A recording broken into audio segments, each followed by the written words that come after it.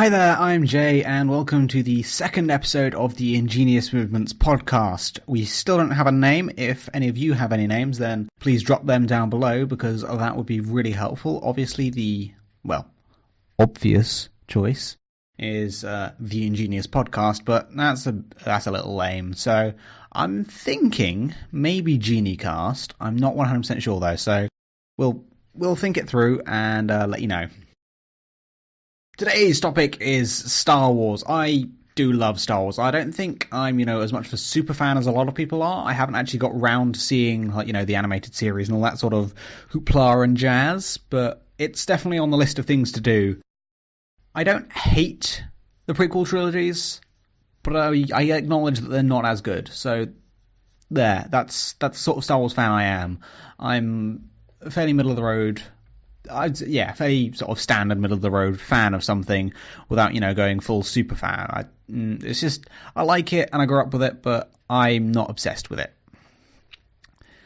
So The Last Jedi came out, it's not recently anymore, but it's been on my mind since I saw it, and I saw it a bit later than everyone else. Because the thing is, I tend to use my local theatre if I don't use the Odeon that's nearest to me. And my local theatre gets everything in, way later. So that's a bit of a pain, but at the same time, it is cheaper and all this sort of stuff. So I saw The Last Jedi, and it was good, yeah. Now, I went into The Last Jedi very wary of it, because I'd seen, it was a random Facebook page I saw, and they had compared Revenge of the Sith to The Last Jedi. It was this sort of pictograph type thing, and they had a load of these categories, which were obviously concocted up afterwards, after they decided what was good about, Revenge of the Sith and bad about The Last Jedi, apparently. They concocted them afterwards, but basically it was comparing the two, and it seemed to be implying that Revenge of the Sith was a better film, or at the very least a better Star Wars film than The Last Jedi, which, after having seen it, that's a bunch of bullshit. How about you go fuck yourself? It was random crap made by the original creator of Star Wars. Oh, fuck off. That isn't... No, fuck you. Stop being so petty. You can't use that as an argument when he made the Phantom Menace. Now, I will acknowledge, I like parts of the Phantom Menace. I don't like the Phantom Menace, I like bits of it. There are definitely passable bits of the Phantom Menace where you can look at it and say, yeah, that's alright. For example, Qui-gon Jinn, very interesting character, could have done with a bit more development, but he's a very interesting character. Darth Maul, that was such a good fight, but Anakin's a whiny little bastard. The pod racing is just way too focused on. I get it, it's his roots, it's where he comes from, it shows that he's smart, and he's obviously his freedom, but at the same time, I don't care. So yeah, it's definitely a flawed film. Unfortunately, I can't call it a flawed masterpiece. I'd love to be able to do that. I think you could describe the entire Star Wars franchise as a whole as a flawed masterpiece, because there are some bad points, there's some low points and some very high points, like the original trilogy. Oh, that's so good. I think everyone can basically agree that Empire Strikes Back is the best of the three of the original trilogy.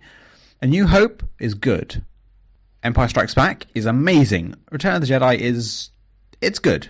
It's better.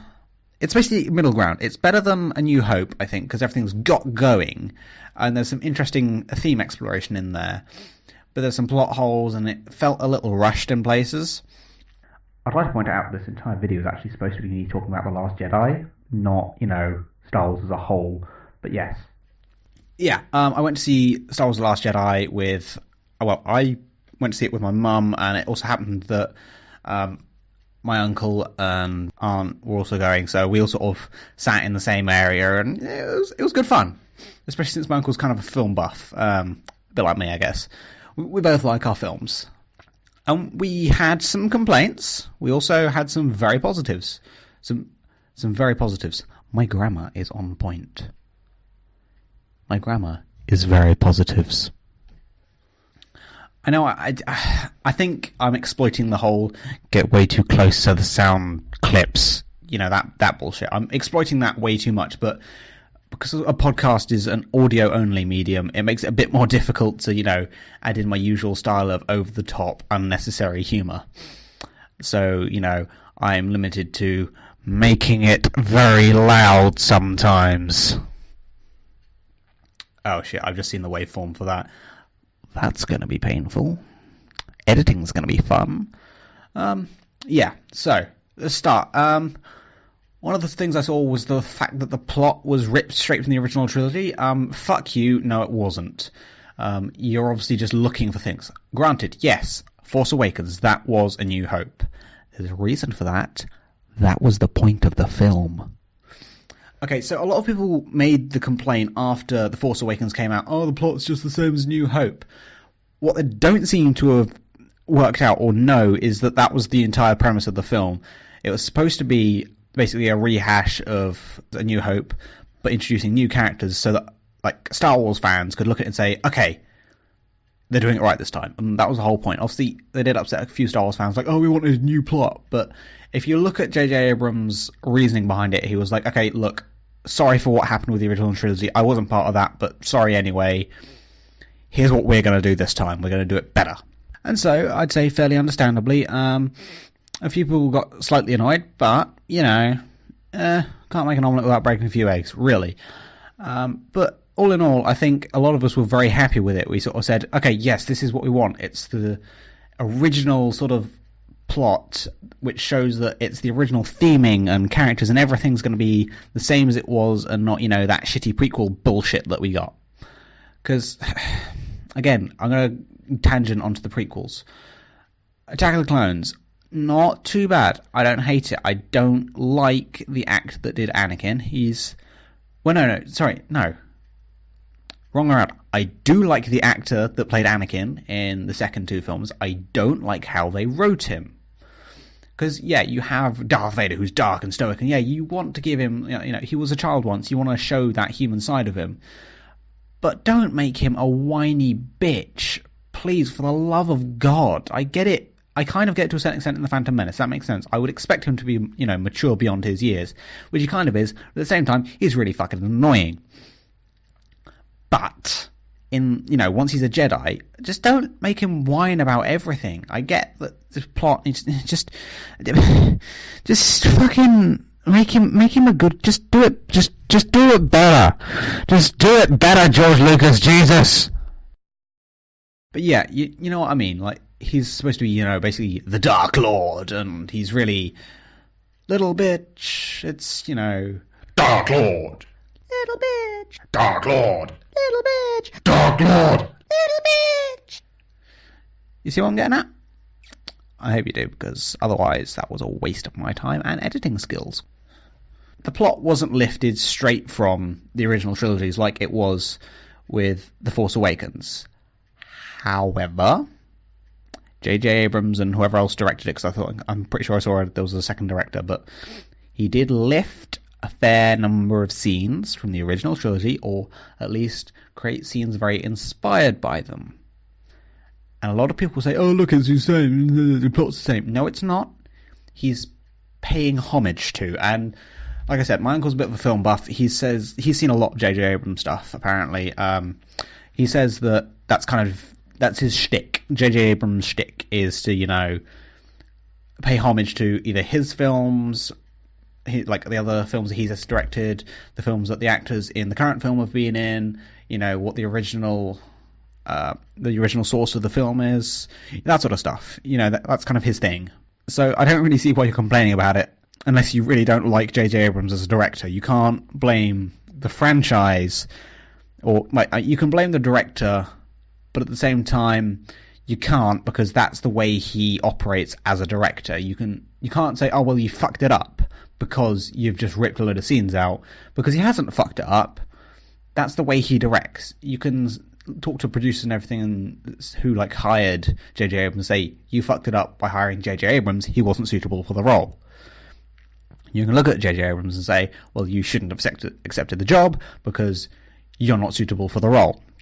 However, you can't have a go at the franchise for it. You can't have a go at the individual film in the franchise for, doing something that the director does. It doesn't fucking work like that. You can't. Just don't. No, just fucking stop. I saw something if any of you have ever seen a video, even just in your recommended feed, of Star Wars The Farce in Gorges, which is basically someone kind of ripping into / reviewing The Force Awakens, you'll see that they criticise Daisy Ridley for not being able to act. And it's like, oh look, she only has one facial expression, which is, mouth open, eyes wide. And when I saw that video, I was like, okay, I get the feeling that, this is, joke and a bit of hyperbole, but at the same time, you realise that, that's kind of, she should be doing that, because as a character, she's, surprised and in awe of everything she's doing. So that's how she has to act. And I'm really glad that, this movie definitely proved them wrong, because I could have pointed to a couple of scenes whilst watching The Force Awakens that proved that idea wrong. But, then going and watching, The Last Jedi, I can now say, well, just fucking watch The Last Jedi. She has so many more emotions then. She's sad, she's angry, she's this, she's that, and she shows them all. And guess what? It's not always surprised, which is what she was beforehand. She was surprised and in wonder, and that is why she was constantly, eyes open, wide, and mouth agape, that sort of shit. Because that's kind of... I'm doing a really bad job of explaining this, but, that's why she was like that in the first film, because she was, in awe of everything, because she had never left Jakku. And now, obviously, she's matured a bit as a character, and it's great, and you can see it in her facial expressions. So the characters are definitely a lot better this time. Like, Kylo Ren had a lot more depth, and I like... oh, fuck. And what I really like is the fact that, the Rule of Two, which I don't know if that's now Legends or if that's still technically canon. I don't know about that. I will have to check at some point, but yeah. The whole idea of the Sith Rule of Two, of there can only ever be, which I think was introduced by, what was it, Darth Plagueis? Don't quote me on that, though. I'm pretty sure it was Darth Plagueis. It's been a while since I've been rooting through Legends and all the backstories and shit. But yeah, a Darth introduced the Rule of Two for the Sith, which is the idea you have a master and an apprentice. And the idea is the apprentice then kills the master and becomes the master, then takes an apprentice, who then kills the master and becomes the master and takes the apprentice. And you see where I'm going with this. But we got to see that in action, because Kylo Ren killed Snoke and then becomes the master, as it were. And it's fucking great. Although, to be fair, I think...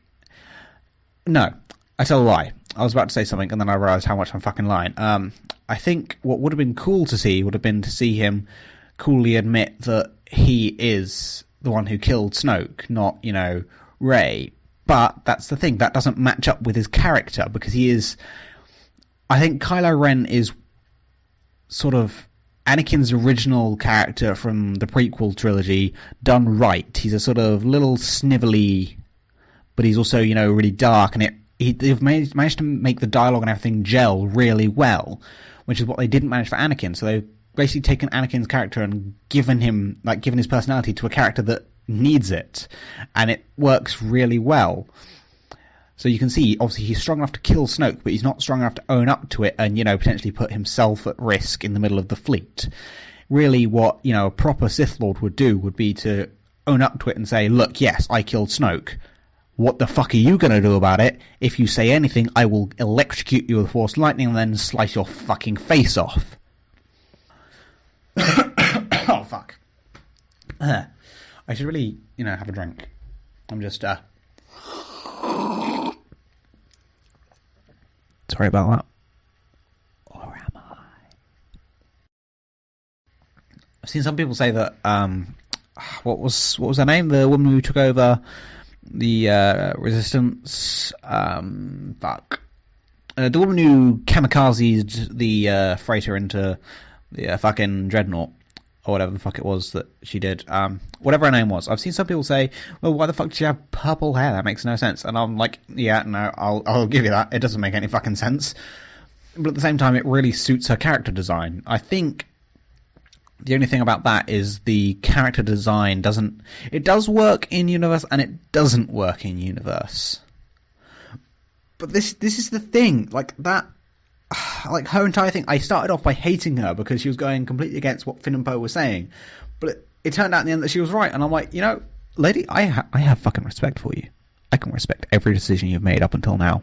But you're fucking great.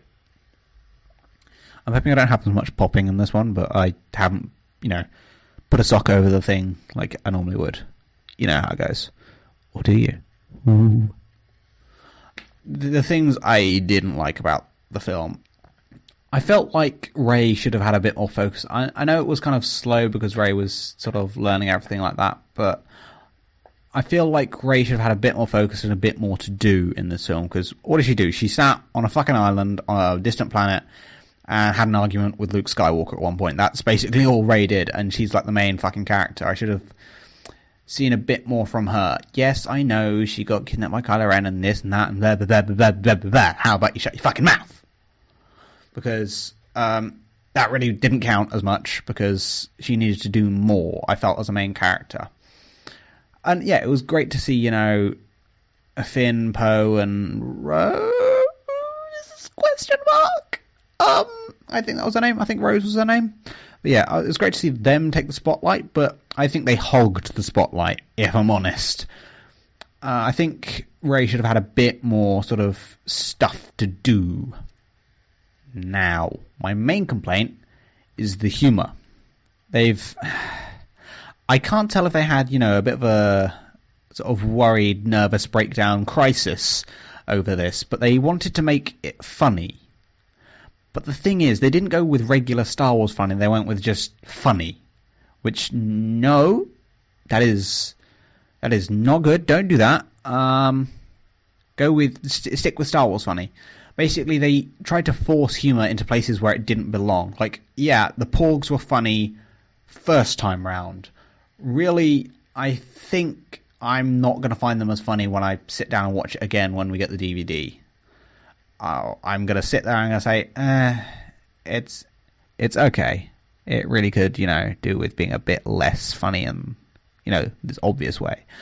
I think that's the main thing, though. They exploited the Porgs for their humour a bit too much, which made the humour feel really forced.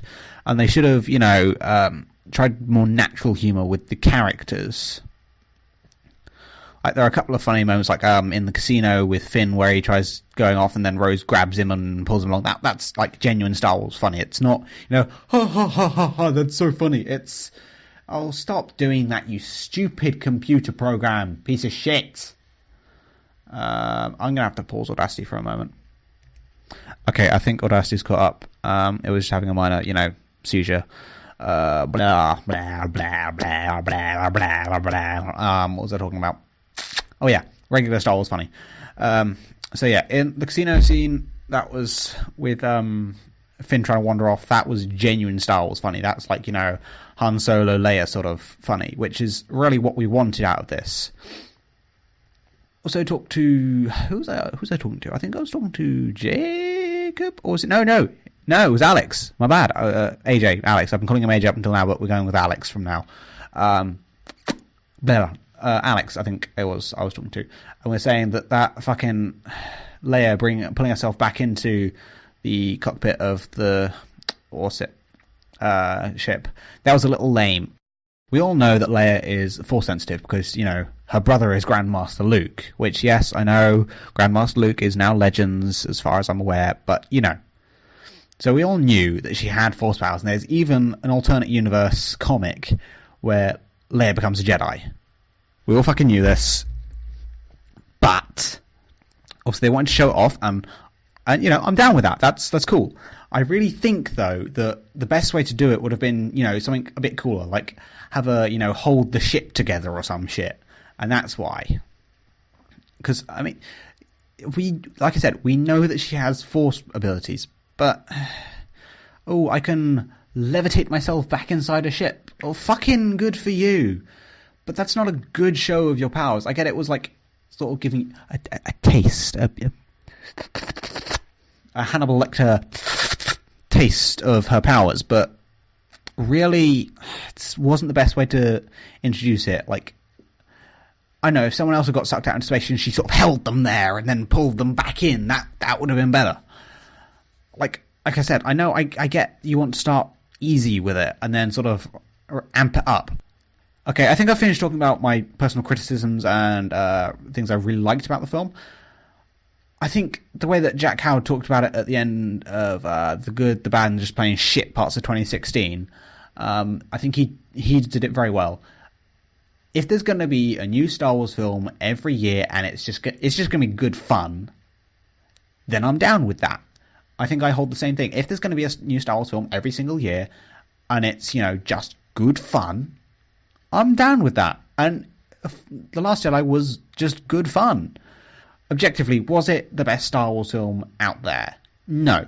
Was it better than The Phantom Menace? Yes. Was it better than Revenge of the Sith? Yes, you stupid Facebook page. Yes, it was. Don't be a fucking prick. Objectively, it's not, the best film in existence, but it is good fun.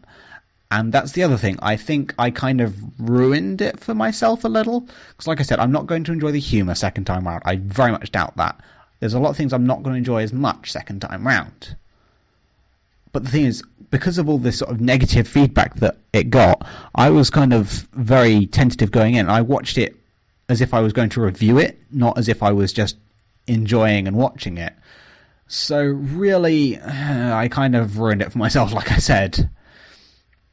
But like I said, we'll see. I'm going to fucking rewatch it when it comes out, and I might give you an update. I don't know.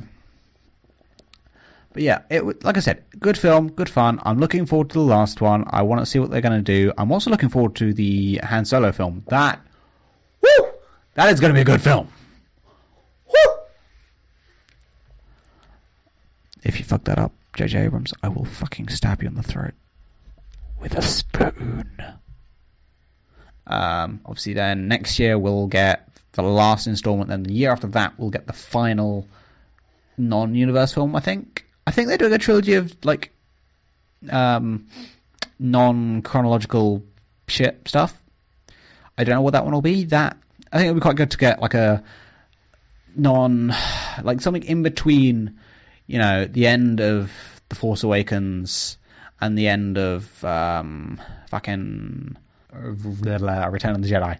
I think it would be good to get, some Luke Skywalker stuff from in the middle there.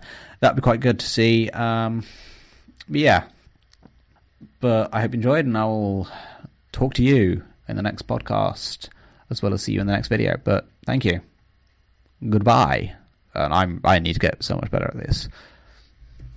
Okay, so my current problem is that obviously if there's like a person that I'm doing the podcast with, then I can just say goodbye to them and end it out there. But like now, by myself, I can't do anything. I've just got to say goodbye to you. I'm sorry. Goodbye.